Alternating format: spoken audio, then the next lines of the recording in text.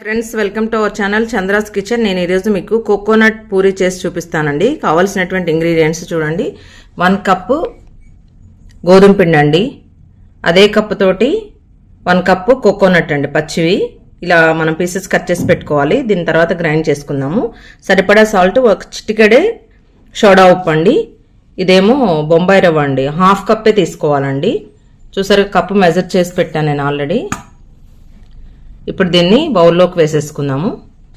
వేసేసుకొని ఈ కోకోనట్ ఉంది కదా, దీన్ని మెత్తగా మిక్సీ పట్టుకొని ఆ పిండిలో యాడ్ చేసి కలుపుకుందామండి. ఇలా మిక్సీ జార్లో వేసుకొని ఇప్పుడు మనం మెత్తగా పేస్ట్ చేసుకోవాలండి. చూడండి, కొబ్బరి ఇలా పేస్ట్ చేసేసి పెట్టుకోవాలండి మనము. చూసారా, చాలా మెత్తగా అండి. దీంట్లో ఏమి కొబ్బరి పలుకులు ఉండకూడదు. ఇలా మెత్తగా చేసి వేసుకోవాలండి. ఇప్పుడు ఫస్ట్ ఏం చేద్దామంటే దీనిలో సాల్ట్, సోడా ఉప్పు ఉంది కదా అండి, వేసేసుకొని మొత్తం మిక్స్ చేసుకొని. చూసారండి, కొబ్బరి చాలా మెత్తగా పేస్ట్ చేసామండి. ఇలానే పేస్ట్ చేసుకోవాలి. దీనిలో కొబ్బరి పలుకులు ఏమి ఉండకూడదండి. ఇప్పుడు మనం పిండిలో ఆల్రెడీ నేను సాల్ట్ వేసానండి, సాల్ట్ను సోడా ఉప్పు వేసాను. ఇది మొత్తం మిక్స్ చేసిన తర్వాత అప్పుడు కొబ్బరి యాడ్ చేసుకుందామండి. ఇప్పుడు నేను సాల్ట్, సోడా ఉప్పు మిక్స్ చేసి పెట్టుకున్నానండి. దీనిలోనే మనం రవ్వ కూడా యాడ్ చేసేసుకుందాం. ఇది కూడా మిక్స్ చేసేద్దాం. ఇప్పుడు మనం ఆయిల్ యాడ్ చేసుకోవాలండి. మనం నార్మల్ పూరి అయితే ఎలా మిక్స్ చేసుకుంటామో అలానేనండి. కొంచెం 1 టేబుల్ స్పూన్ వేసుకుంటే సరిపోతుంది. దీన్ని కూడా మొత్తం ఫస్ట్ ఆయిల్ వేసిన తర్వాత పిండంతా కలిసే వరకు మిక్స్ చేసుకోవాలండి. మిక్స్ చేసుకున్న తర్వాతనే కోకోనట్ యాడ్ చేసేసుకోవాలి. ఎందుకంటే ఈ పిండికి పడితే ఆయిల్ అంతా స్మూత్గా వస్తుంది అన్నట్టు. ఇదంతా మొత్తం మిక్స్ చేసేద్దాం. ఇప్పుడు మొత్తం మిక్స్ చేసేసానండి. దీనిలో మనం ఆల్రెడీ పేస్ట్ చేసి పెట్టుకున్న కోకోనట్ ఉంది కదండి, ఇది మిక్స్ చేసేసుకోవాలి. మిక్స్ చేసుకొని ఇది కూడా కలిపిన తర్వాత చూస్తూ కొంచెం కొంచెం వాటర్ వేసుకొని నార్మల్ పూరీ పిండిలాగానే మిక్స్ చేసుకోవాలండి. మొత్తం కలిపేద్దాం. ఇప్పుడు చూసారండి, ఇలా మెత్తగా మిక్స్ చేసేసుకొని మనం ఒక 10 మినిట్స్ పక్కన పెట్టేసుకుందామండి. ఈ లోపు నానుతుంది. ఈ 10 మినిట్స్ లోపు మనం దీనికి కర్రీ ప్రిపేర్ చేసుకుందాం. కర్రీకి మనం ఇలా కుక్కర్ తీసుకొని ఇలా ఫీల్ చేసి ఈ పీసెస్ అన్ని కట్ చేసి దానిలో వేసుకోవాలండి. ఇప్పుడు నేను చూపిస్తాను మీకు.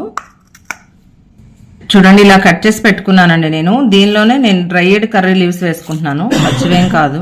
ఒక చిటికెడు పసుపు వేద్దామండి.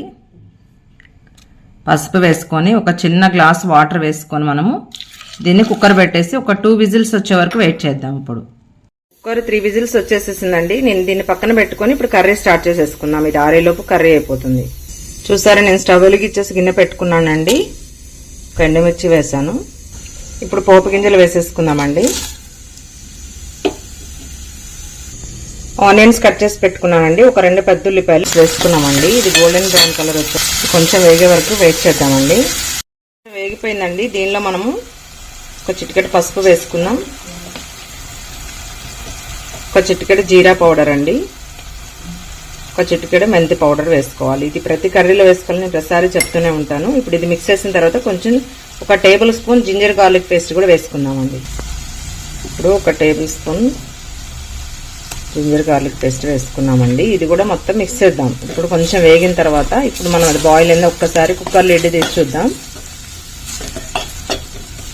సరే, ఇప్పుడు ఇలా కొంచెం ఒక 2 మినిట్స్ వేగనిద్దామండి.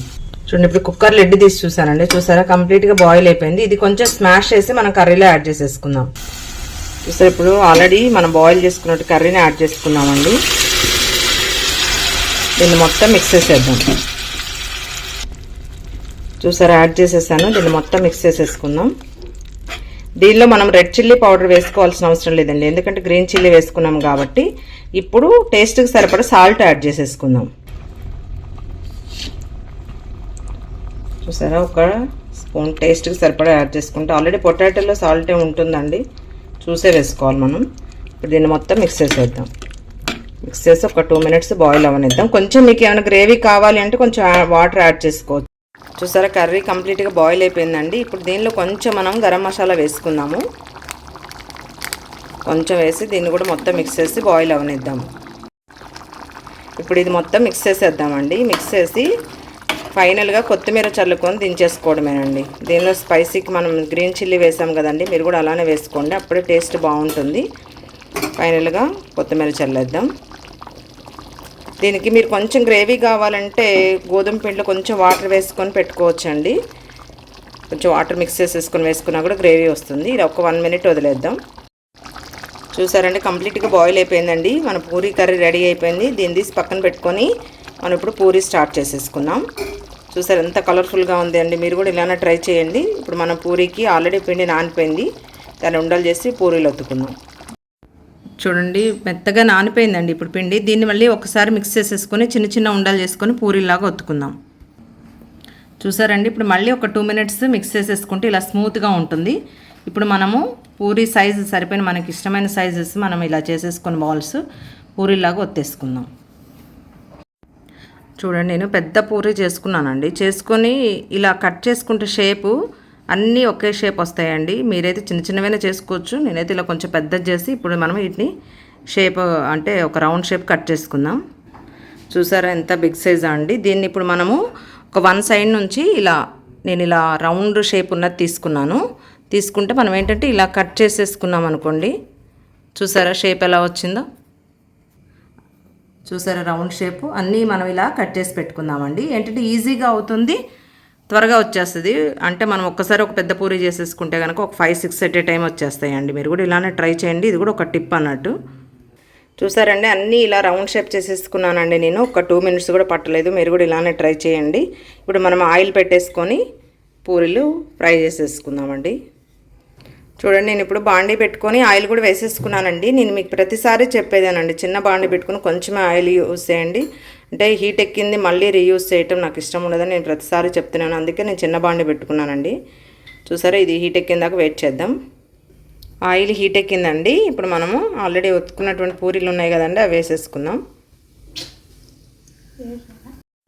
చూడండి ఆయిల్ హీట్ ఎక్కిందండి. ఇప్పుడు మనము పూరీ వేసేసుకుందాం దీనిలో.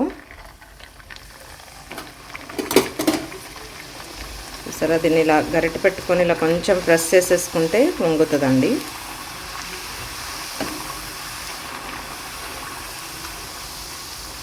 చూసారా ఎలా పొంగుతుందో. దీన్ని ఇప్పుడు మనం టర్న్ చేసుకుందాం. ఇలా కంప్లీట్గా వేగిన తర్వాత తీసేసుకుందామండి అన్నీ. చూసారు ఇప్పుడు వేగిపోయిందండి పూరి. ఇప్పుడు దీన్ని మనము తీసేసుకొని సర్వింగ్ బౌల్లోకి షిఫ్ట్ చేసేసుకుందాం వేరే ప్లేట్లోకి. ఇలా ఆయిల్ కూడా అంతా అంటే పక్కకు వచ్చేసే వరకు ఇలా పెట్టుకొని ఒక 2 మినిట్స్ తీసేసుకోవాలండి. ఇప్పుడు నెక్స్ట్ ఇంకో పూరి వేసుకుందాము.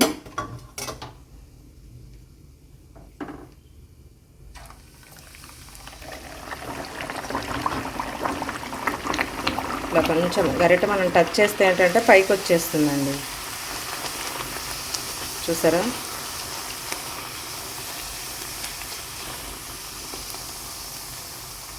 ఇలానే అన్ని పూరీలు కాల్చుకొని మనము ప్లేట్లోకి షిఫ్ట్ చేసేసుకుందాం. చూడండి ఫ్రెండ్స్ అన్నీ కంప్లీట్ అయిపోయాయండి పూరీలన్నీ. చూసారా అన్నీ ఇలా పొంగాయి. మీరు కూడా ఇలానే ట్రై చేయండి. మన కోకోనట్ పూరీ రెడీ అయిపోయిందండి. కర్రీ కూడా విత్ ఆలు కర్రీ. చూసారా అన్నీ ఎలా వచ్చేసాయండి. మీరు కూడా ఇలానే ట్రై చేయండి. కోకోనట్ నేను పైన ఏం ఫీల్ చేయలేదండి. మీకు ఇంట్రెస్ట్ ఉంటే కనుక పైన ఫీల్ చేసి వేసుకోవచ్చు. చూసారా కంప్లీట్ అయిపోయిందండి. మీరు కూడా ఇలానే ట్రై చేసి అందరూ ఎంజాయ్ చేయండి. ఈ హాలిడేస్కి పిల్లలకి కొంచెం డిఫరెంట్గా చేసి పెట్టండి. Thank you friends. Thank you for watching my channel. Please like, share, subscribe.